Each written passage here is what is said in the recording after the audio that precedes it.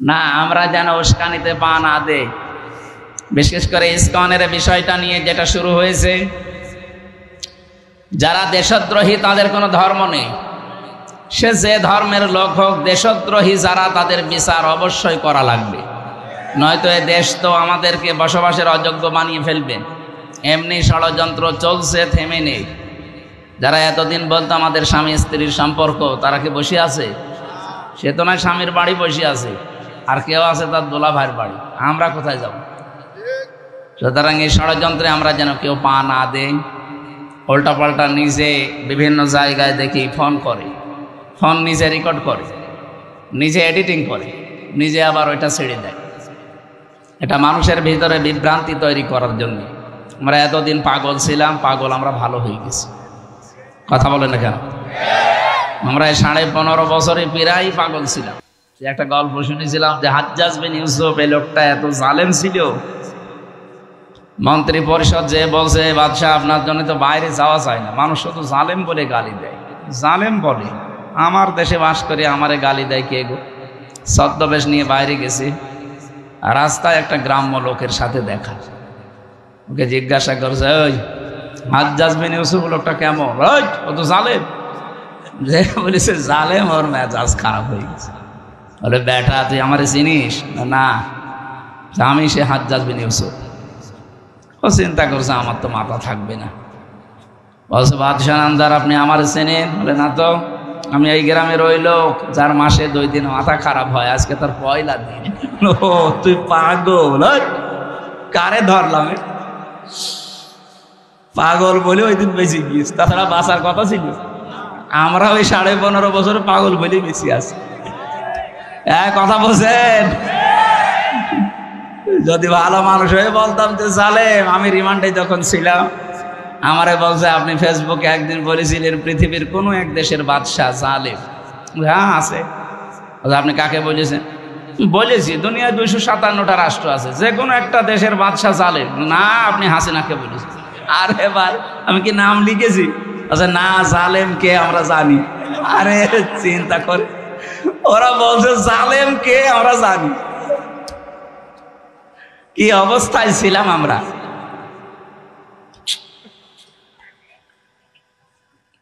আল্লাহ একটা জগদ্দল পাথর আমাদের বুকের ওপর থেকে নামিয়ে দিয়েছেন। আল্লাহ তাআলা বলেন ওয়াদানা আনকা বিসরাক আল্লাযী আনকাদা যাহরাক। হে নবী, 1500 বছর আগে আপনার পিঠকে বাঁকা করে ফেলেছিল একটা বোঝা, আমি কিন্তু বোঝাটা নামিয়ে দিয়েছি। 1500 বছর পর আমাদের এই বুকের ওপরও একটা পাথর চাপা দেওয়া ছিল। আমরা বাকরুদ্ধ হয়ে গিয়েছিলাম। দল মত জাতি বর্ণ ধর্ম নির্বিশেষে ধর্মের লোক পর্যন্ত তারা অসহায় ছিল। এই যে বিশ্বজিৎ, একে আমাদের ধর্মের মানুষ বলেন, একটা হিন্দু মানুষ, তাকে পর্যন্ত ছাড় দেওয়া হয়নি। সে বলেছিল যে ভাই কিসের শিবির, কিসের জামাত, আমি তো মুসলমানই না। তারপরও তারা ছাড়ে নাই। ওকে যে কব দিয়েছিল, সে আমার সাথে জেলে ছিল এই 3 বছর। শাওন নাম, খুলনায় বাড়ি। বলছে এত করে আমারে বলছিল যে ভাই আমি মুসলমান না, আমি আপনাদের মতো হাফ হাতাও না, আমি ফুল হাতা, তারপরও আমি ছাড়ি নাই। মানে কথা বুঝতেছে? আমরা কি ফুল হাতা, আমরা কি হাফ হাতা। যাকে মেরে ফেলা হয়েছিল বিশ্বজিৎ, ওই জন্য বলেছিল আমি কিসের জামাত ইসলাম, কিসের শিবির, ভাই আমি ওসব কিচ্ছু জানি না, আমি একটা হিন্দু মানুষ, আমি আপনাদের মতো হাফ হাতাও না, আমি ফুল হাতা অবস্থায় আছি। এরপরও আপনি আমারে ছাড়েন না, কোপের পরে কোপ দিয়ে যান, মনে হচ্ছে যে গাছের উপরে কোপ দিচ্ছে। এই জগদ্দল পাথরকে আল্লাহ নিজে সরিয়ে দিয়েছে। কে সরিয়েছে? কেন এই কথা বললাম বলেন তো?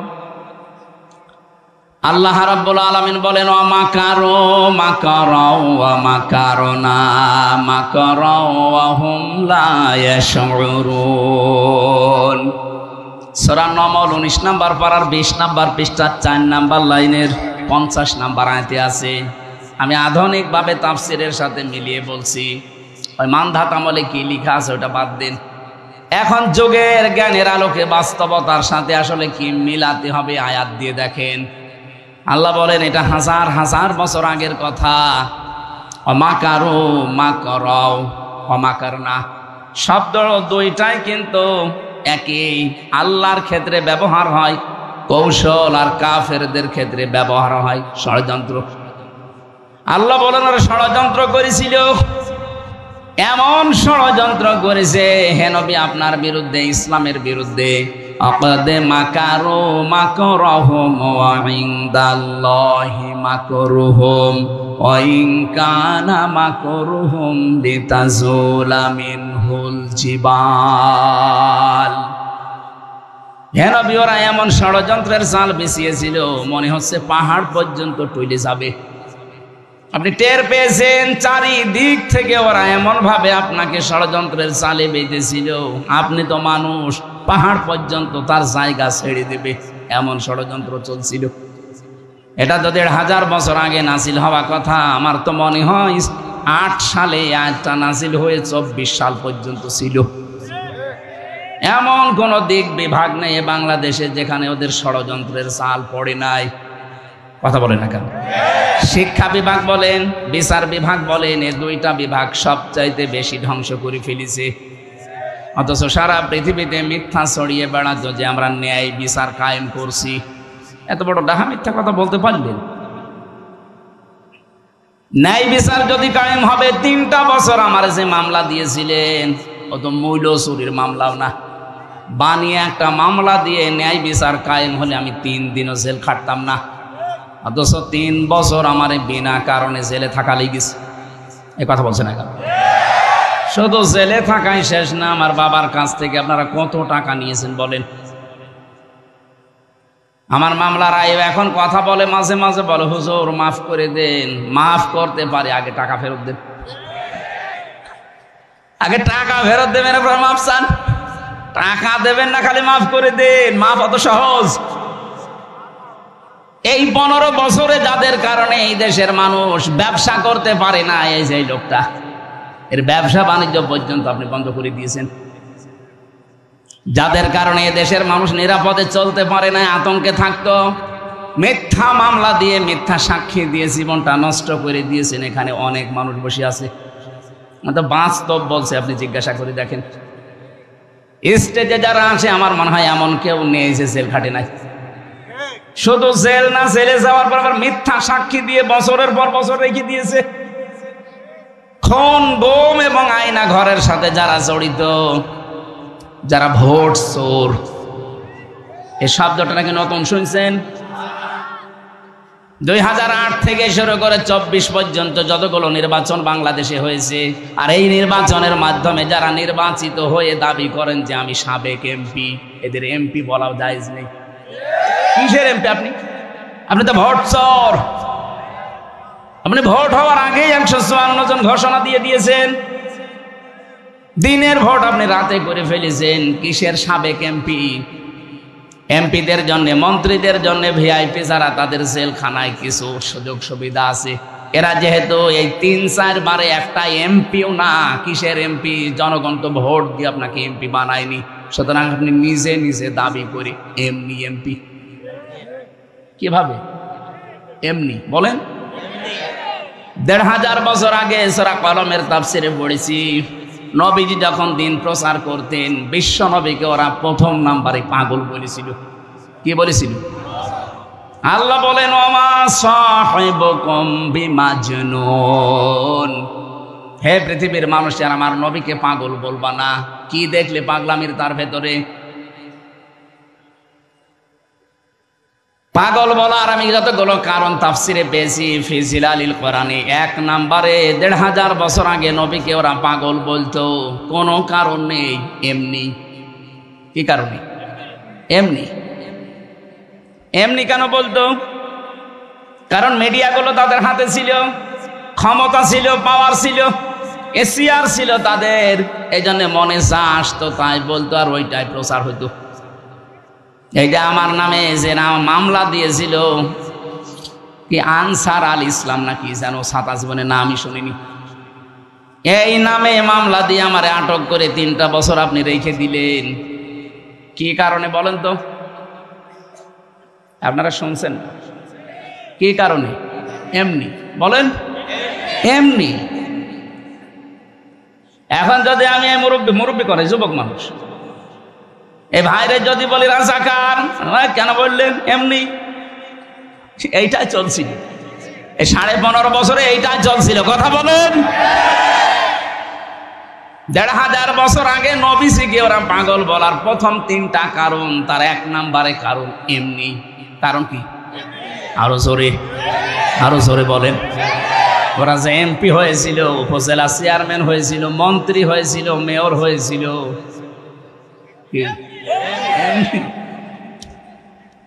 এর প্রমাণ আমাদের এই যে আমার চাচাও তো চেয়ারম্যান ছিল এমনি।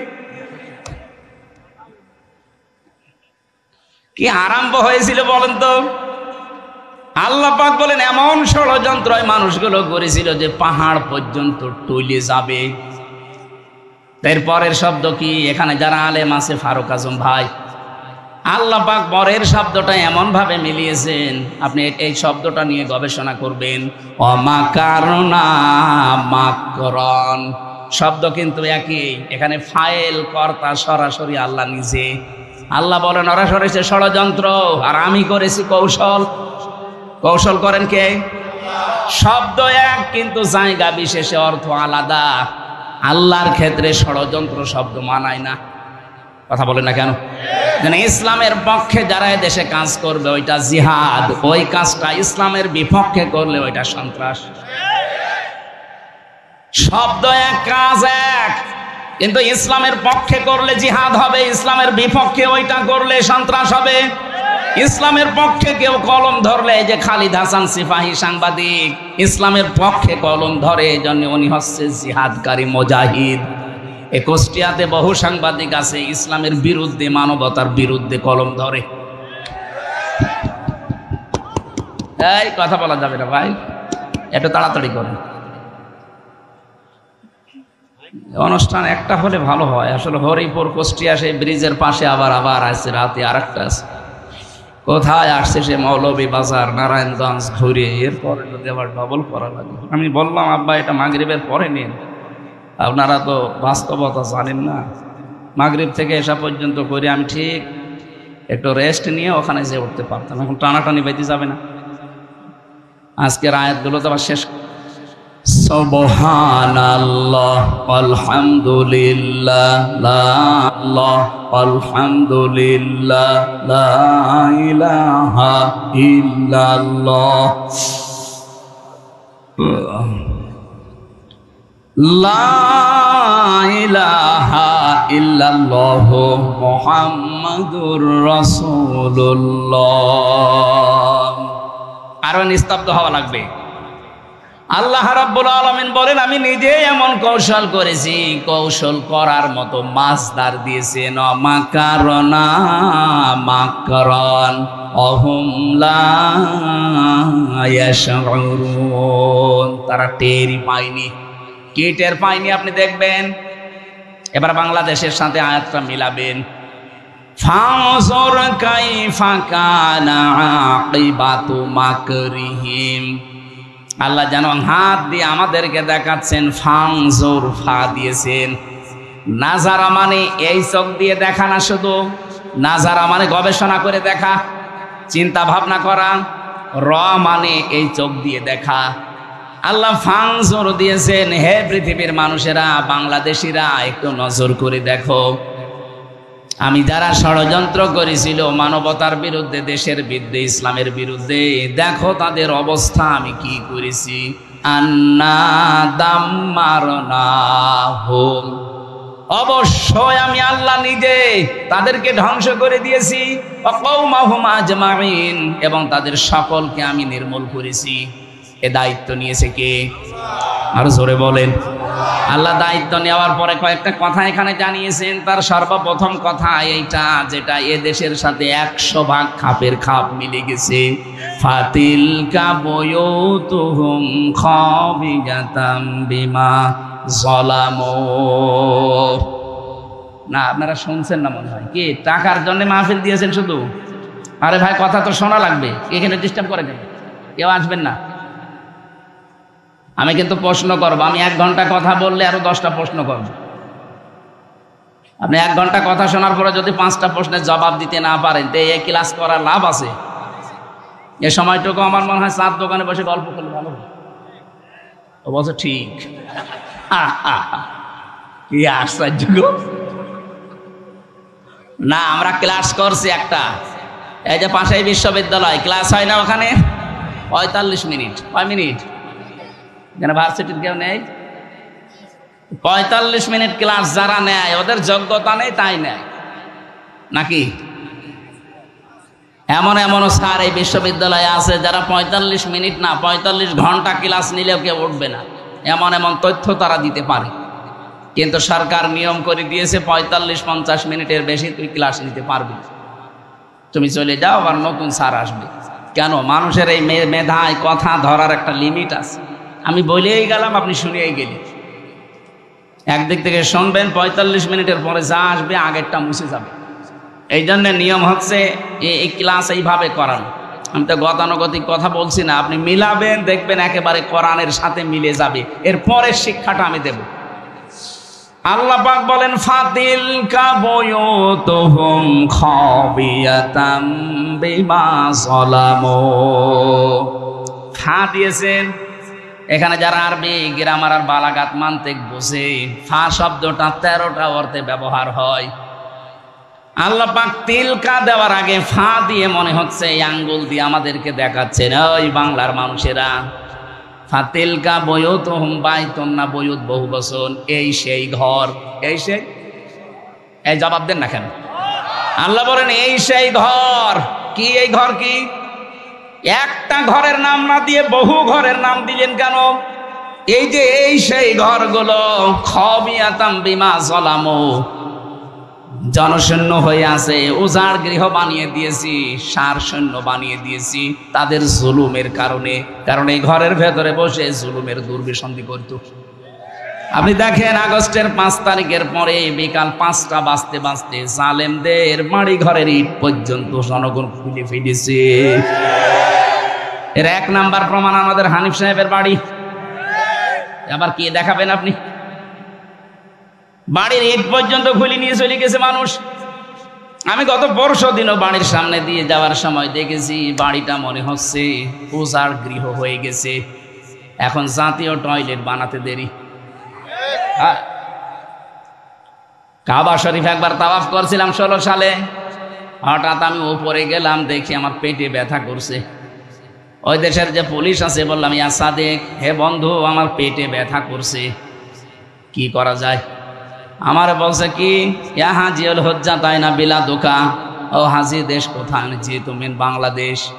বাংলাদেশ থেকে এসেছি। আমার বলছে, হাজি আপনি জানেন না এটা কোন জায়গা? না তো, আবু জেহেলের বাড়ি। আপনি এখনো পায়খানা না করে দাঁড়িয়ে আছেন, তাড়াতাড়ি করেন। পায়খানা করে দেখি আমার পেটের ব্যথা ভালো হয়ে গেছে। আল্লাহ যেন আমাকে জানাতে চাচ্ছে, হামজা এত টাকা খরচ করে আসলে আর এই শয়তানের বাড়ি পায়খানা না করে চলে যাবা, তাড়াতাড়ি করো। 1500 বছর পরে আমার মনে হচ্ছে আল্লাহ ঠিক বাংলার জনগণের পেটে। আরে জালেমদের বাড়িগুলো যেহেতু এখন সব পরিত্যক্ত হয়ে গেছে, এই 3 মাসের ব্যবধানে বাড়িগুলো এখন উজাড় গৃহ। কথা বলে না কেন?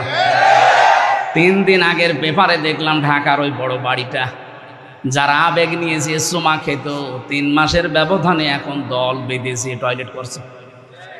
4-5 জন একসাথে যে 4-5 দিকে সব মুখ দিয়ে টয়লেটে বসে আছে। কি বিদ্যুতের দায়িত্বে আছে কারা? পেপারে দেখার পরে আমার ওই 16 সালের হজের এটা মিলিয়ে বাংলাদেশের এখন বিভিন্ন জালেমদের বাড়িঘর আর শিক্ষা প্রতিষ্ঠান, ওদের যে অফিস, এগুলো মিলিয়ে দেখতে পাচ্ছি আল্লাহ যেন আমাদের পেটে ব্যথা দিচ্ছে, আর এই জালেমদের বাড়ি ঘরগুলো ভরার জন্যে। এবার আসেন তো, এখান থেকে কি পেলেন? এদিকে তাকান, কি পেলেন এখান থেকে? খালি শুনিয়েই যাবেন, আমি বলে যাব না। এখান থেকে এবার শিক্ষাগুলো বের করি। আল্লাহ পাক বলেন, খাবিয়াতাম বিমা যালামু, তাদের এই জুলুম করার কারণে বাড়ি ঘরগুলো আজ জনশূন্য হয়ে আছে, উজাড় গৃহ হয়ে গেছে, সার শূন্য। এখন ভূত বাস করে না। 3 মাসের ব্যবধানে যদি আল্লাহ এরকম করে দিতে পারে, আগামীতে যারা চেয়ারে বসবেন তারাও যদি জুলুম করেন তাদের বাড়ি ঘর আল্লাহ উসার গৃহ বানিয়ে দেবে। এক নাম্বার গেল। এরপরেও যদি কেউ শিক্ষা না নিয়ে ও যদি মনে মনে চিন্তা ভাবনা করে দাঁড়ান বসি আগে চেয়ারে দেখেন কি করি, কথা বলে না কেন? এই যে দাঁড়ান বসি দেখেন কি করে, এই চিন্তা ভাবনা করে জালেমরা, যাদের আল্লাহ হেদায়েত থেকে চিরবঞ্চিত করে দিয়েছে। কারণ যারা জুলুমের সর্বশেষ সীমানায় পৌঁছে যায় তাদের হেদায়েতের রাস্তা আল্লাহ বন্ধ করে দেয়। ইন্নামা নুমলি লাহুম লিয়াজদাদু ইসমা ওয়া লাহুম আযাবুম মুহিন। রব্বুল আলামিন বলেন, হে পৃথিবীর মানুষেরা, যখন তোমাদের পাপের বোঝা পরিপূর্ণ হয়ে যায় তখন আমি আর ছাড় দেই না। হয়তো ছেড়ে দিয়েছিলাম কিন্তু আর ছাড় দেই না। যন্ত্রণাদায়ক অপমানজনক শাস্তি তোমাদের জন্য রেডি করে রাখি। এই আয়াতটা যে কত বাস্তব তার প্রমাণ বাংলাদেশের এই বিচারপতি কালামানিক। সুপ্রিম কোর্টের একজন বিচারপতি, তার আল্লাহ কলার পাতায় শুইয়েছে, তার বিসি পর্যন্ত উড়ে গেছে, আর সংসার করার কাজ শেষ। এক কথা বলছেন, তার কি দেখাবে আল্লাহ মহিন, আর কি দেখাবে? এত বড় অপমানজনক শাস্তি আল্লাহ দিয়েছে। আমার মনে হয় যদি এখন জেল থেকে বের হয়ে এই সাউদিয়ার রাস্তায় হেঁটে যায়, এই বাচ্চারা পিটিয়ে মেরে ফেলবে। আর আমার মনে মনে ধারণা হচ্ছিল 2024 সালের 5 আগস্টে 1:30টার সময় উনি যে হেলিকপ্টারে করে চলে যাচ্ছিলেন, যদি আল্লাহ না করুক পড়ে যেতেন, জনগণের সামনে পড়লি পিটিয়ে মেরে ফেলতো। কথা বলেন না কেন? কি ক্ষোভ তৈরি হয়েছিল মানুষের উপরে বলেন। এই আয়াতের শেষের শব্দ এটা, ইন্না ফি যালিকা লাআয়াতাল লিকাউমিন ইয়ালামুন। এখানে লাম তাকিদ আছে, ইন্না ফি যালিকা লাআয়াতাল লিকাউমিন ইয়ালামুন। এর ভেতরে শিক্ষা আছে ওই জাতির জন্য যারা জ্ঞানী। শুধু শিক্ষা না, লায়াতান অবশ্যই শিক্ষা। কে বলছেন? বলেন বলেন। সূরা নমলের 50, 51, 52 নম্বর আয়াত।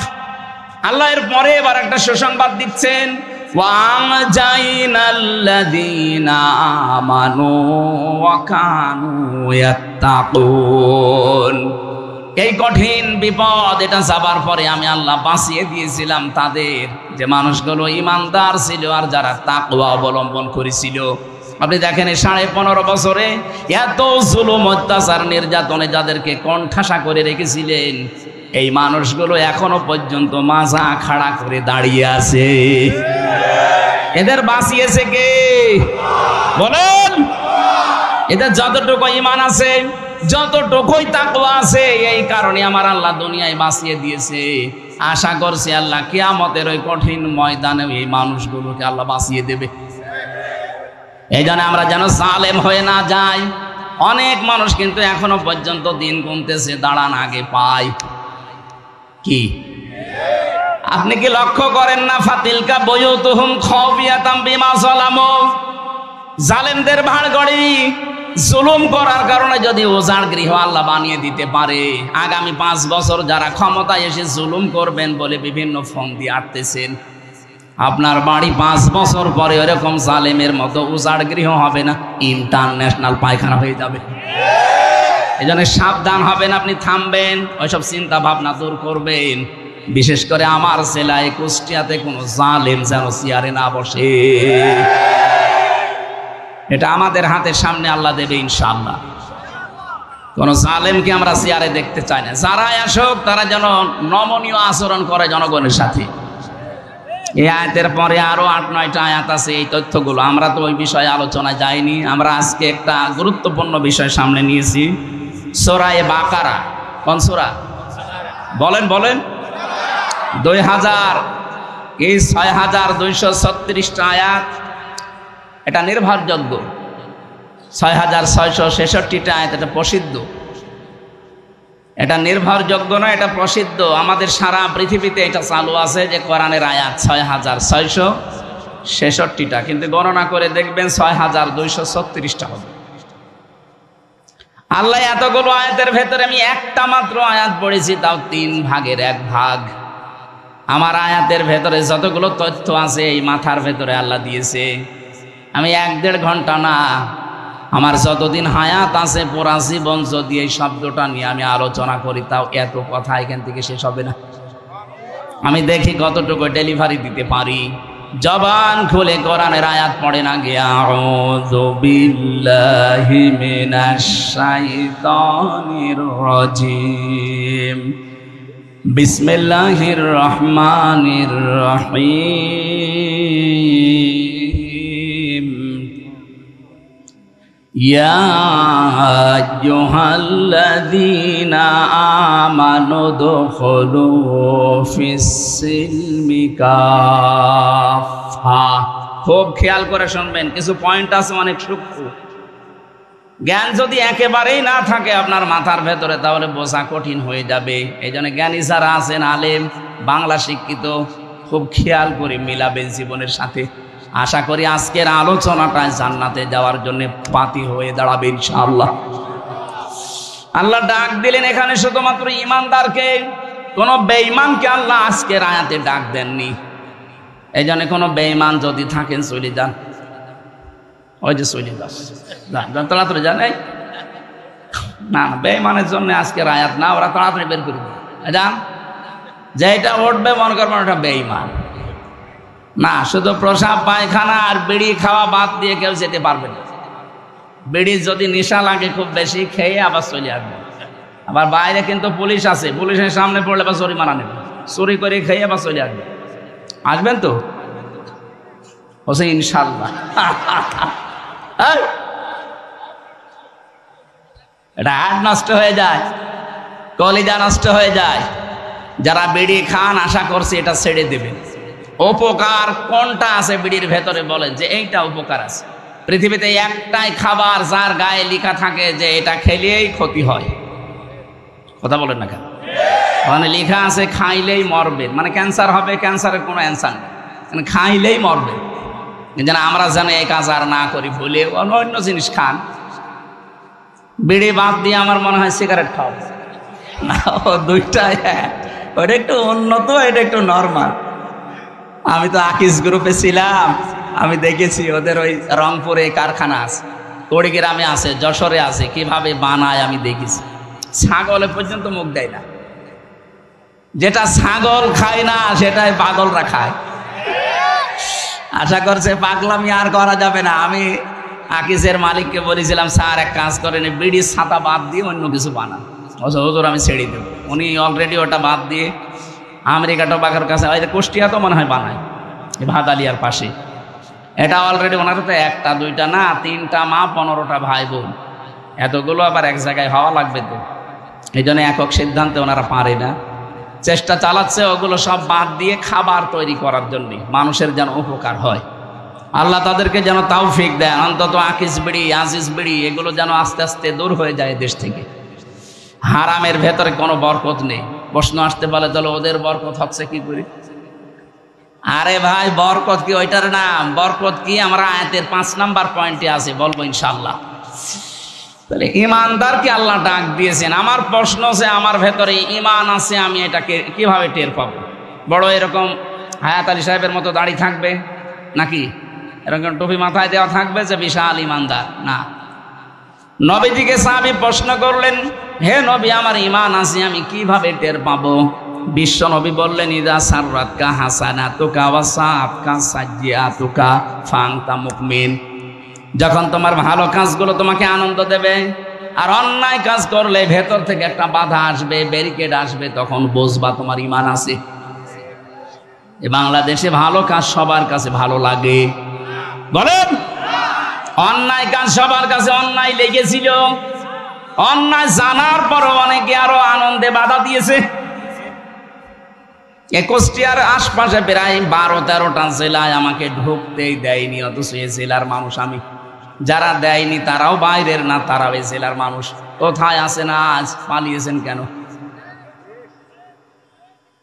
আমাকে জোর জবরদস্তি করে না রেখেছিলেন, আপনাকে তো জোর করে আমরা পালাতে বলিনি। কোথায় গিয়েছেন? কোন ভালো মানুষ দুনিয়া থেকে পালায় না, পালায় শুধু অপরাধীরা। বোঝা যাচ্ছে আপনি অপরাধী। এই যে ভালো কাজগুলো আপনি বন্ধ করে দিয়েছিলেন এই দেশে, কোরআনে কারিমের কথা বলা এটা যে ভালো কাজ ও পাগলও জানে। এই কথা বলেন না কেন? কয়েকদিন আগে যশোরের সরকারি কলেজের এক অধ্যাপক, বিসিএস ক্যাডার লোকটা, ওনারা আমি 3 মাস সময় দিয়েছিলাম যে স্যার আপনি আমাদের ধর্মীয় গ্রন্থ, আপনি তো হিন্দু মানুষ, কোরআনে কারিমটা পুরা আমাকে পড়ে জানাবেন। আপনাকে আমি ইসলাম গ্রহণ করতে বলছি না, কিন্তু আমার ধর্মীয় গ্রন্থ পড়বেন। উনি তাফসির কিনে পড়েছিলেন পুরাটা। 3 মাস পরে দেখলাম মুসলমান হয়ে গেছে। আমরা তো কোরআনের কারণে মানুষদেরকে দিনের পথ দেখাতাম, আর আপনারা ভালো ভালো কাজগুলো যেদিন হবে সেই দিন পুলিশ দিয়ে বন্ধ করে দিতেন। আমার নিজের এই যে পাশে পাঠিকা বাড়ি, আমার ইউনিয়ন, আমার উঠতে দেয়নি স্টেজে। কেন? আমি কি আপনার মেয়ের দিকে তাকিয়েছিলাম? আর আপনার যে মেয়ে, ওকে তাকানোর মতো বলেন? ওই মেয়ের দিকে তাকানো যায়? কোন নজরে আমি তাকাবো?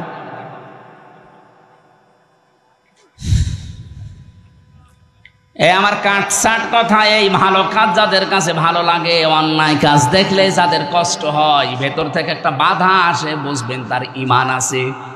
আর অন্যায় কাজ দেখলে যার ভেতর থেকে একটা বাধা আসে না, আরো আনন্দ লাগে, বুঝবেন আপনার ঈমান নেই। আপনার দাড়ি থাকলেও, নামাজ থাকলেও, রোজা থাকলেও আপনি বেঈমান।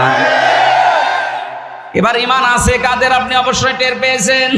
তাদেরকে আল্লাহ এবার ডাক দিলেন, উদখুলু ফিস-সিলমি কাফা। আল্লাহ পাক বলেন তোমরা পরিপূর্ণভাবে ইসলামে প্রবেশ করো। এবার আমি আলেমদেরকে বলছি, এখানে আল্লাহ এখানে সিলমন দিয়েছেন, সিনের নিচে জের দিয়ে সিলমনের বাংলা অর্থ হয় ইসলাম, আর সিনের ওপরে জবর দিয়ে বাংলা অর্থ হয় শান্তি। আল্লাহ পাক এখানে কিন্তু ডাক দেননি ইমানদারেরা শান্তিতে প্রবেশ করো, কিসে বলেছে? ইসলামে। বলেন ইসলামে প্রবেশ করো। এখন আমার প্রশ্ন হচ্ছে, আমি যে ইসলামে আল্লাহর কথা মতো প্রবেশ করব, এটা কি আংশিক না পূর্ণাঙ্গ? আরো জোরে বলেন। পূর্ণাঙ্গ যে ইসলামে প্রবেশ করলেন, কোথায় পেলেন? আল্লাহ পাক কাফাতান দিয়েছেন, উদখুলু ফিস-সিলমি কাফা। ইসলামে পরিপূর্ণভাবে প্রবেশ করো, আংশিক না পূর্ণাঙ্গভাবে। এ ঘোষণাকার। তাহলে এ ঘোষণা শোনার পরে আমার বিবেকে কি নাড়া দেয় যে আমি ইসলামে প্রবেশ করেছি পূর্ণাঙ্গ, এটা আমি কিভাবে টের পাবো? কোরআন শরীফ থেকে আয়াত নিয়ে আমি গবেষণা করে চিন্তা ভাবনা করে 5টা বিষয় বের করেছি। একটা দুইটা না, যতগুলো তাফসির মিলিয়েছি, মুফাসসিরিন ইকরাম লিখেছেন, কোন মানুষের জীবনে যদি এই 5টা আলামত দেখতে পান, 5টা সিমটম দেখতে পান, 5টা চিহ্ন দেখতে পান যে না এই 5টাই তার জীবনে আছে, সে যেন মনে করে যে আমি ইসলামে পরিপূর্ণ প্রবেশ করেছি। কুষ্টিয়াবাসী, এবার আপনি মেলাবেন নিজের সাথে একটা একটা করে। 1 নম্বরে আমি ইসলামে প্রবেশ করেছি, এর প্রথম আলামত, আমাকে আত্মসমর্পণকারী হওয়া লাগবে। কথা বুঝতেছেন? এখন আত্মসমর্পণ করবেন কি করে? করেছিলেন এর আগে আপনি তাকান, আমাদের যিনি জাতির পিতা হযরত ইব্রাহিম আলাইহিস সালাম, গাছের মাথায় বসে কোড়াল দিয়ে তিনি কাঠ কাটছিলেন।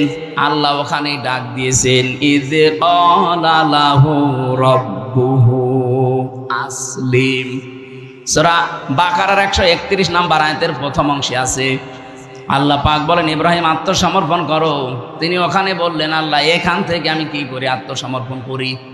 আল্লাহ পাক বলেন, গাছের মাথায় কাঠ কাটা বাদ দিয়ে খাতনা করো কোড়াল দিয়ে, এইটাই আত্মসমর্পণ। এখন এই জন্য পুরা ইব্রাহিম নবীর পুরা জীবন পড়ে দেখেছি, আল্লাহ 50টা পরীক্ষা করেছিলেন, এটা 50 নাম্বার। উনি গাছের মাথায় বসে খাতনা করে আল্লাহকে বললেন, আসসালামতু লিরাব্বিল রাব্বিল আলামিন।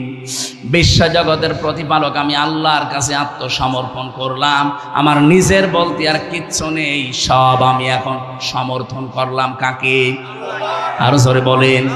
সব সমর্পণ করে দিয়েছি আমি আল্লাহকে, আমার নিজের বলতে আর কিছু নেই। এটা আপনি কিভাবে বাস্তবে দেখাবেন আল্লাহকে? উনি তো 50টার একটা দেখালেন যে খাতনা করলেন। বিজ্ঞান এখন এই শব্দটা নিয়ে গবেষণা চালিয়েছে।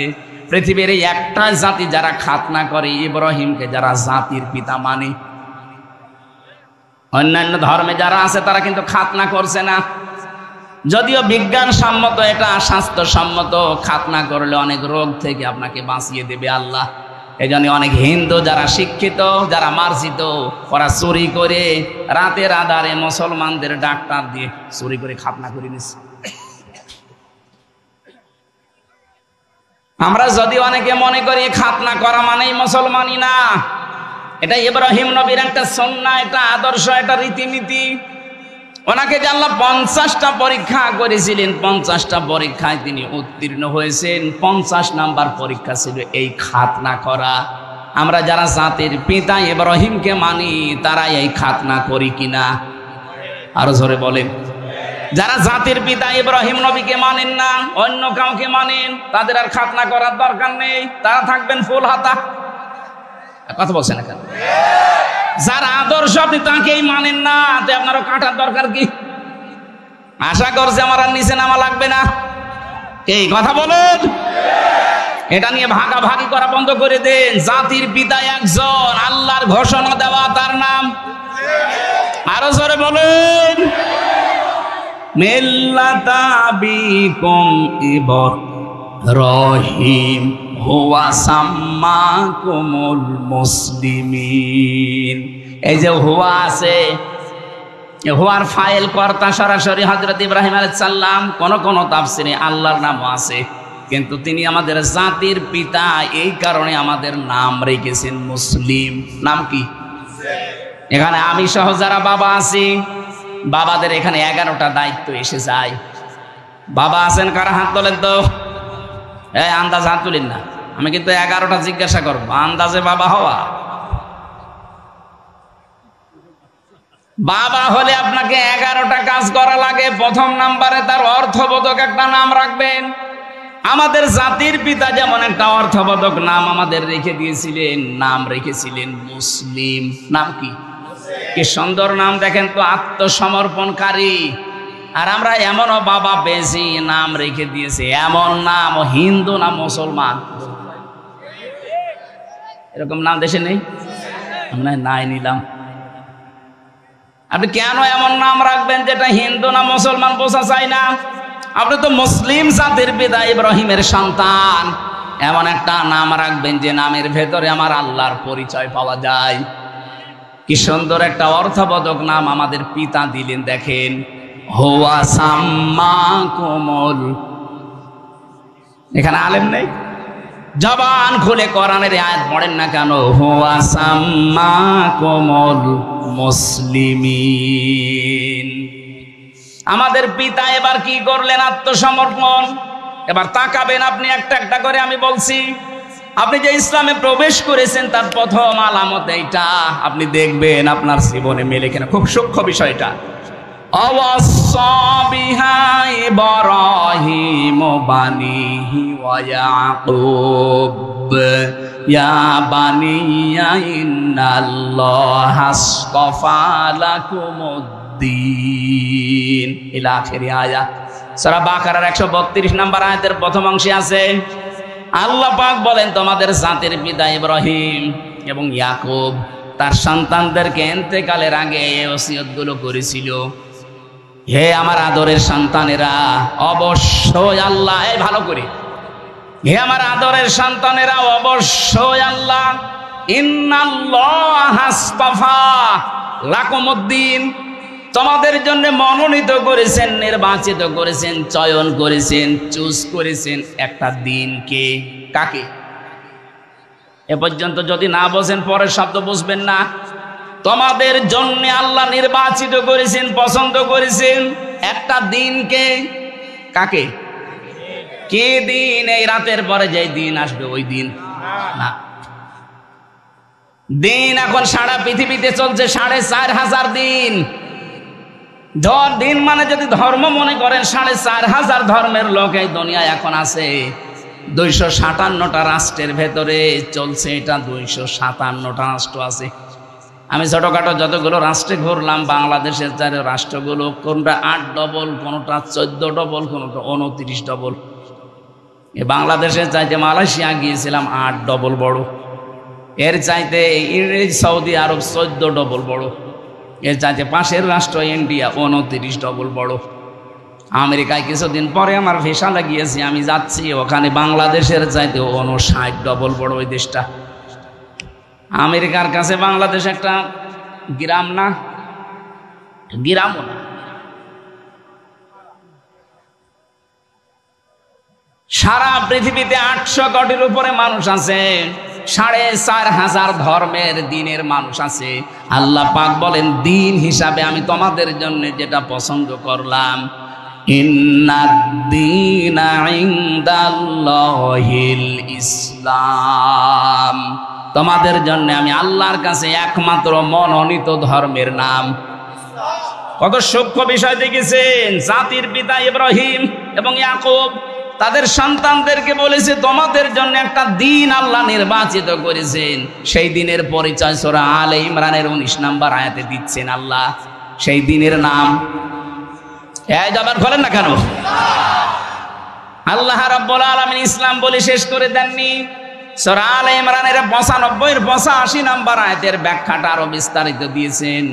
ওমাই আবতাগি গায়রাল ইসলামি দীনান ফালাই ইউকবালা মিন ওয়া হুয়া ফিল আখিরাতি মিনাল খাসিরিন। তামাম দুনিয়ায় কেউ যদি ইসলাম বাদ দিয়ে অন্য কোন নিয়ম নীতি দিন দিয়ে আমি আল্লাহকে রাজি করতে চাই, ফালাই ইউকবালা মিন, ইউকবালার আগে লান আছে, এর আগে ফা আছে। এর বাংলা অর্থ দাঁড়িয়েছে কোশ্চিন কালেও হবে না।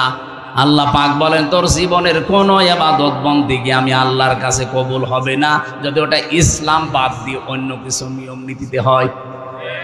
আপনি কি সৌভাগ্যের অধিকারী একটু খেয়াল করেন? ৪৫০০ ধর্ম দিয়ে আজ যারা তাদের সে দেবতা বলেন, ভগবান বলেন, যিশু বলেন, যত রকমের যার ইবাদত করে মানুষ যেতে চাচ্ছে, কিন্তু সবাই এক জায়গায়। কেউ উপরওয়ালা বলে, কেউ গড বলে, কেউ ভগবান বলে, কেউ দেবতা বলে, আমরা আল্লাহ বলি।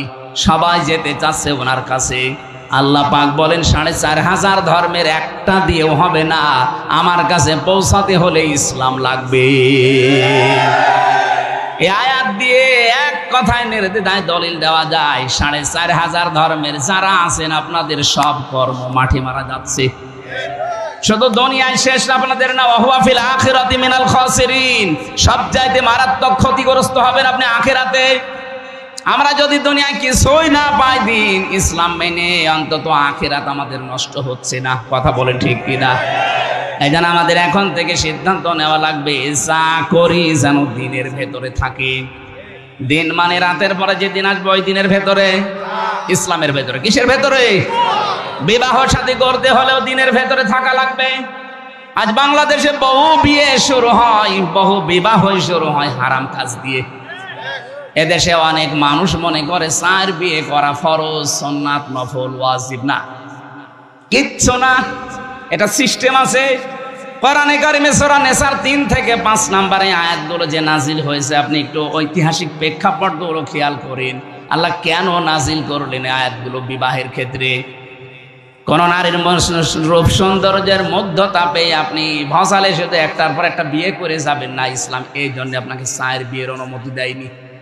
বিয়ে করতে পারেন একটাই, এরপরে যদি বিবাহ করতে চান অসহায় সমাজের অসহায় নারী, বিধবা নারী এবং স্বামী পরিত্যক্তা নারী, তালাক প্রাপ্তা এবং স্বামী মারা গেছে বিধবা, অথবা অসহায় নারী, এতিম মা বাবা নেই, এরকম অসহায় মানুষকে বিয়ে করে তাদেরকে সামাজিক মর্যাদা দেওয়ার জন্য আপনি বিয়ে করতে পারেন। ১, ২, ৩, ৪। অধিকাংশ মানুষ এটাকে নিয়ে 4 বিয়ে করা ফরজ, অথচ ইনসাফ করতে পারে না, খালি বিয়ে করিয়ে যাচ্ছে। আপনি কি আকিজের ছেলে নাকি? আকিজের ছেলে 4 বিয়ে করেছে, বলছে আমিও করব। আরে ভাই করবেন ঠিক আছে, তার মতো টাকা আছে আপনার? তার খুলনা 1 বউ থাকে, যশোরে 1 বউ থাকে, রংপুরে 1 বউ থাকে, ঢাকা ভার্সিটি স্যার আর 1 বউ। তার যে টাকা ও নিজেও জানে না তার কত টাকা আছে, আর আপনি নিজে হিসাব করেও পারেন আপনার টাকা আছে কিনা। আপনি আন্দাজে খালি বিয়ে করবেন। তাহলে বিয়ে শুরুই হচ্ছে আমাদের আন্দাজে। এমনকি অধিকাংশ বিয়েতে আজ যে ঝামেলাটা তৈরি হচ্ছে, এখানে যেহেতু বাবা আছে, আমার বাবাও আছে, উনিও ভুল করেছে। বিয়েটা করার সময় ইসলামের নিয়ম হচ্ছে অলিমা করা। এই কথা বলে না কেন? অলিমা করলে এটা যে ছেলের বাড়ি হয় না মেয়ের বাড়ি হয়? বলেন বলেন। এইটা ইসলাম। আজ ইসলামের এই নিয়ম বাদ দিয়ে যারা অলিমা বাদ দিয়ে বরযাত্রী যায়, মেয়ের বাড়িতে 150, 200, 250 মানুষ নিয়ে যাচ্ছে বরযাত্রী। কোথায় পেয়েছেন ভণ্ডামি? আমি মনে হয় মেয়ের বাবা এই জন্য বলছি নাকি? না, আমি এই জন্য আরো বলছি, কারণ আমার তো ছেলে নেই, আমার তো বাঁচা লাগবে। আমি যা করেছি ওটা ভুল হয়ে গেছে, থুক্কু। সামনে যেন আর কেউ এটা না করেন। ছেলে বিবাহ দিতে হলে অলিমা করা লাগবে ছেলের বাড়িতে না মেয়ের বাড়িতে? এই নিয়ম পালন করা যাবে না। যারা বাবা আছেন হাত তোলেন তো। না না, আপনি আন্দাজে হাত তুলেন না, সামনে কিন্তু বরযাত্রী মার যাবে। আমাদের হচ্ছে না, বিবাহ শাদীটা ইসলাম অনুযায়ী হচ্ছে না আমাদের। এটাকে আমি ইয়ারকি মারার জন্য, ফাইজলামি করার জন্য বললাম? এটা ইসলামের একটা শিয়ার, একটা নিয়ম। নবীজি যতগুলো বিয়ে করেছেন সব অলিমা করেছেন নিজের বাড়িতে। এ কথা বলে না কেন? আপনি কোথায় পেয়েছেন 200 বরযাত্রী নিয়ে বাইরে বাড়িতে যাওয়া যাবে? 18 বছর, 20 বছর, 25 বছর একটা মেয়েকে এত কষ্ট করে লালন পালন করে আপনার হাতে দিচ্ছে, এই তো অনেক কিছু।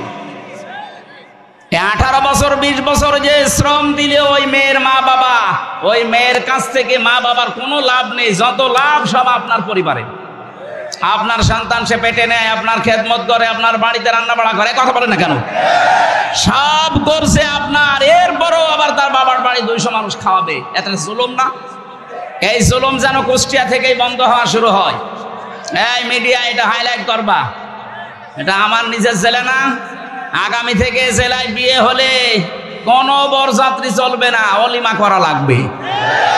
বরযাত্রী যারা আসতে যাবে একটু ছোট লোক, ইতর বলেন। বরযাত্রী বন্ধ করবেন কারা কারা? হাত তোলেন তো। এই আন্দাজ হাত তুলবেন না, এটা কিন্তু রেকর্ড হচ্ছে। এই দেখেন কত ক্যামেরা। তোলেন তোলেন তোলেন, এই তোলেন। কেউ বরযাত্রী যাব না ইনশাল্লাহ, সব অলিমার দাওয়াতে যাব, ঠিক আছে?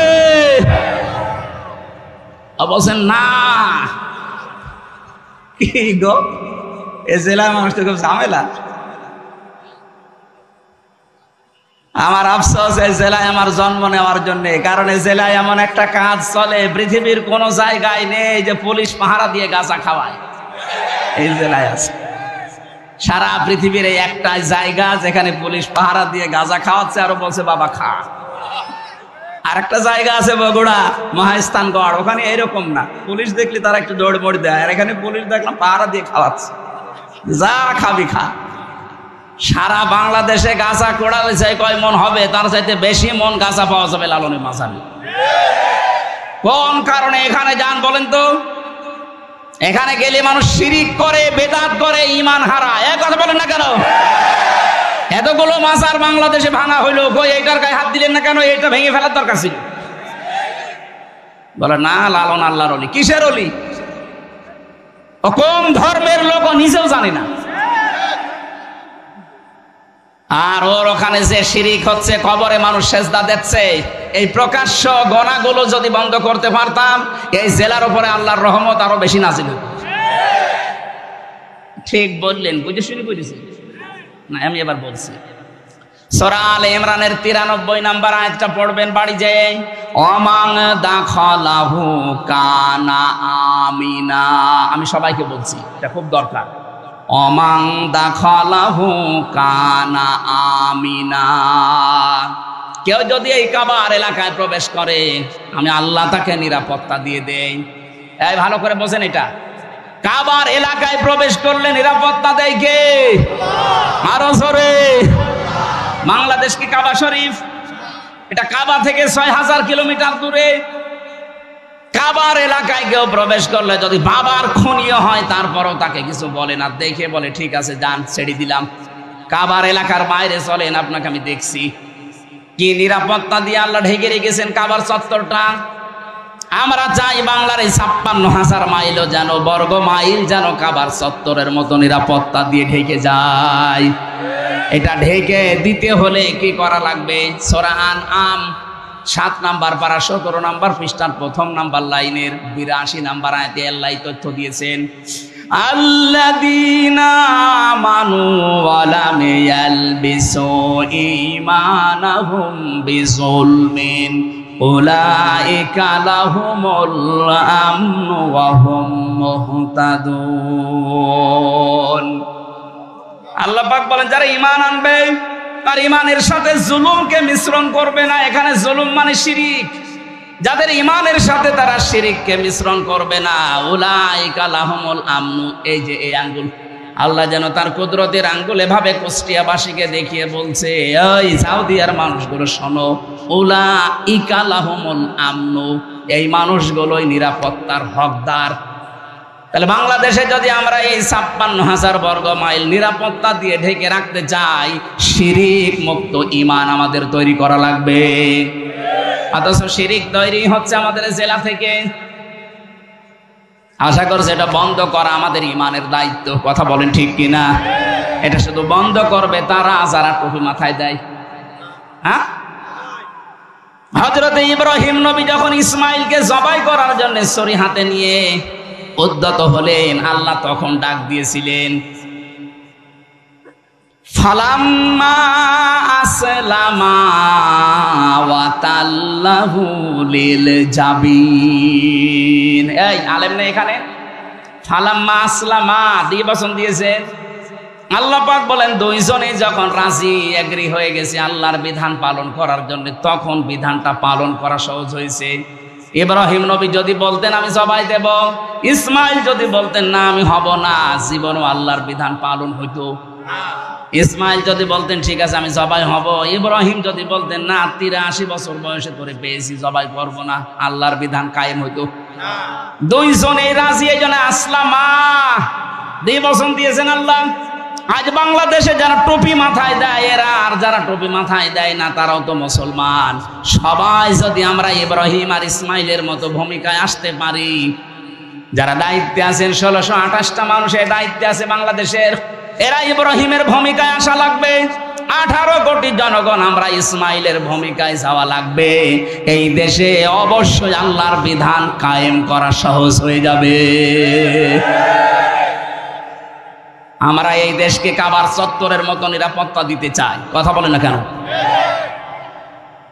তাহলে আমি যে শব্দটা নিয়েছিলাম দিন হিসাবে, যারা ইসলাম বাদ দিয়ে বিয়ে করছেন বিয়ে হচ্ছে না, আজকে থেকে বরযাত্রী বন্ধ, অলিমা শুরু ইনশাল্লাহ এই জেলা থেকে শুরু হবে। মেয়েরা যারা এসেছেন, সম্মানিতা মা বোনেরা, আপনি যদি আত্মসমর্পণ করে ইসলামে প্রবেশ করতে চান, 4টা কাজ আপনার জীবনে থাকা লাগবে। ইদা নাজারা ইলাইহা সাররাতুহু, স্বামী যখন বাইরে থেকে এসে আপনার দিকে তাকাবে, স্বামীকে আপনি আনন্দ দেবেন। কিন্তু অধিকাংশ মেয়েরা এটা আজ করে না, এই জন্য অনেক স্বামী বাইরে লাইন করে। দেখছেন, বলছে ঠিক, তার মানে এলাকায় চলছে।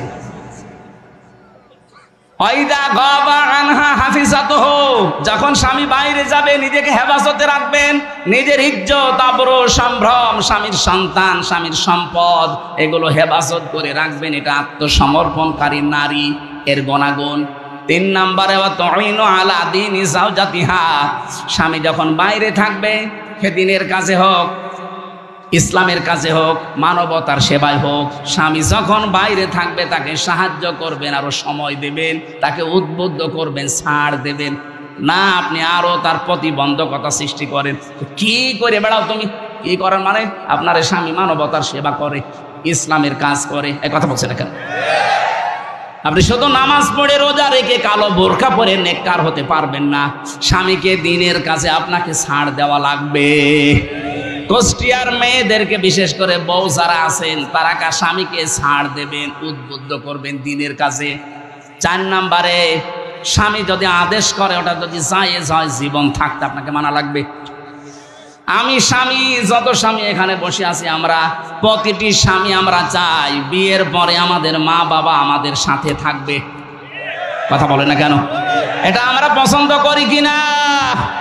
100 ভাগের 80 ভাগ মহিলা এটা চাই না। আপনি নামাজ পড়ে রোজা রেখে জান্নাত পাবেন না, আপনার আত্মসমর্পণই হয়নি। এটা 4টা বললাম। আল্লাহ রাব্বুল আলামিন বলেন, তুমি ইসলামে প্রবেশ করলে কিনা তার প্রথম আলামত হচ্ছে আত্মসমর্পণ করবা। দিন হিসাবে ইসলাম বাদ দিয়ে অন্য কিছু মানা যাবে আরো জোরে। সুতরাং যৌতুক প্রথা দিনে আছে, ইসলামে আছে। যৌতুক দিয়ে যারা বিয়ে করে, যৌতুক নিয়ে যারা বিয়ে করে, এটা হিন্দুদের রীতি। এই যে গায়ে হলুদ দেওয়া, এটা হিন্দুদের রীতি। এক কথা বলে না কেন? আশা করছি দিনের বাইরে যেটা আল্লাহ মনোনীত করেছেন এর বাইরে আমাদের যাওয়া যাবে না। ফালা তামুতুন্না ইল্লা ওয়া আনতুম মুসলিমুন। রব্বুল আলামিন বলেন, ইব্রাহিম নবী সন্তানদেরকে বলেছিল, ছেলেরা যাই করো মুসলমান না হয়ে মরো না, কারণ মুসলমান না হয়ে কবরে গেলে কবর তোমাকে কিন্তু ছাড়বে না। কথা বলেন ঠিক কিনা? আমরা যাই করি আত্মসমর্পণ করব, আর মুসলমান না হয়ে কবরে আমরা যাব না ইনশাআল্লাহ। 2 নম্বরে আমি বেশি ইখলাস অর্জন করা লাগবে। 3 নম্বরে আকীদা শুদ্ধ করা লাগবে। 4 নম্বরে উন্নত চরিত্র অর্জন করা লাগবে। 5 নম্বরে লেনদেনে স্বচ্ছ থাকা লাগবে। এটা বাংলাদেশে একেবারে দূর হয়ে যাচ্ছে। দেখতে মনে হয় আকাশ থেকে পালিয়ে এসেছে, খুব ভালো মানুষ, কিন্তু লেনদেন করে দেখবেন ওর মতো হারামি আর নেই। দোকানে বাকি যদি খায়, দোকানের সামনে দিয়ে যায় না, অন্য রাস্তা দিয়ে যায় না। আপনি ইসলামে প্রবেশ এখনো পরিপূর্ণ করেননি। আকীদা বিশুদ্ধ করা লাগবে। কেন বলছি? বাংলাদেশে একটা মুসলিম দলের উপরে একটা মিথ্যা তহমত দিয়ে বলা হয় যে ওদের আকীদা ঠিক নেই, অথচ বাংলাদেশে যদি আকীদার প্রশ্ন করেন, সবচাইতে শুদ্ধ আকীদার মানুষ হচ্ছে এই দেশে যারা একামতে দিন কায়েম করতে চায়। এই মুসলিম দলের উপর একটা মিথ্যা তহমত দিয়ে সারা বছরের পর বছর এই তহমতটা আপনি চালিয়ে দিচ্ছেন। আপনার আকীদা ঠিক আছে? ফাঁসির দড়িটা গলার কাছে আসুক, আকীদা কত প্রকার কি কি সব বেরিয়ে যাবে। ভণ্ডামি করার জায়গা পান না। আকীদার যে কিতাবগুলো আছে, আমি তাফসীরের কিতাব থেকে, হাদিসের কিতাব থেকে পড়ার জন্য আহ্বান জানাচ্ছি। আমার 9:30টায় ওঠার কথা, এবারই পরে আর 5 মিনিট আছে। আজকের মতো আমি শেষ করে দিচ্ছি। পাঠিকা বাড়ি আছে এই সামনে মাসে, আজকের এই মাসে 27 তারিখে রাত 9:30টায় উঠবো। যত রাত পর্যন্ত পারি কথা বলবো ইনশাআল্লাহ। আল্লাহুম্মা আমিন। লা ইলাহা ইল্লা আনতা সুবহানাকা ইন্নী কুনতু মিনাজ জালিমিন। আল্লাহ তাআলা, আমার নিজের জেলা, নিজের ইউনিয়ন, এটা আমার পাশের ইউনিয়ন, এই সাউদিয়া কাশীনাথপুরের যুবকেরা এলাকাবাসীকে নিয়ে বিশাল আয়োজন করেছে। যে বিশাল খেদমতের দ্বারা আঞ্জাম দিল, আল্লাহ তুমি কবুল করে নাও।